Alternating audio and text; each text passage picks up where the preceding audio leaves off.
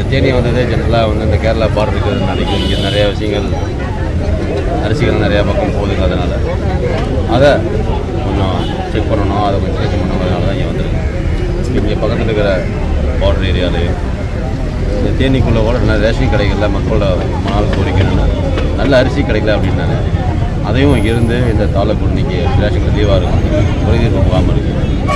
Saturday காலை 10 மணிலேருந்து 1 மணி வரைக்கும் எல்லா மாவட்டங்களிலும் இருக்கிற அரசு கமிஷன் ஆஃபீஸில் என்னெல்லாம் குறைகள் இருக்கும் ரேஷன் கார்டு புதுக்காடுகளில் பழைய காடுகளில் நேம் மாற்றணும், ஃபோன் நம்பர் மாற்றணும், இதெல்லாம் இன்றைக்கி குறைதீர்ப்பு மாதத்தில் 2வது சாட்டர்டே குறைதீர்ப்பு முகாம் உண்டு. இன்றைக்கி இந்த முகாம் இருக்குது காலை 10 1 மணி வரைக்கும் எல்லா மக்களும் அணுகலாம்.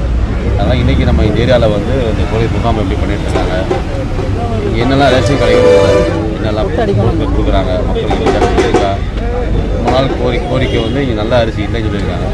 அதையும் குடோன்லாம் போய் எந்த அரிசி இருக்குது, எப்படி தரமாக வருது, எங்கேருந்து கொண்டு வந்திருக்காங்க ஆய்வு பண்ணி இனி வருங்காலங்களில் தரமான அரிசி மக்கள் தரணுங்கிறதுக்காக வந்திருக்கு. எல்லா குடோன்லையும் ஆய்வு பண்ணிவிட்டு இன்றைக்கி ஈவினிங்குள்ளே அது. இப்போ முகாம்கள் தவிர்த்து மற்ற நாட்களில் வந்து பொதுமக்கள் எளிதில் ஏதாவது புகார் தெரிவிக்க அந்த மாதிரி ஏதாவது பிரத்யேக எண்கள் ஏதாவது இருக்கணுமா? நான் இந்த ஒன்று அடுத்த வாரத்தில் தனிப்பட்ட நம்பர் கொடுக்குறோம்.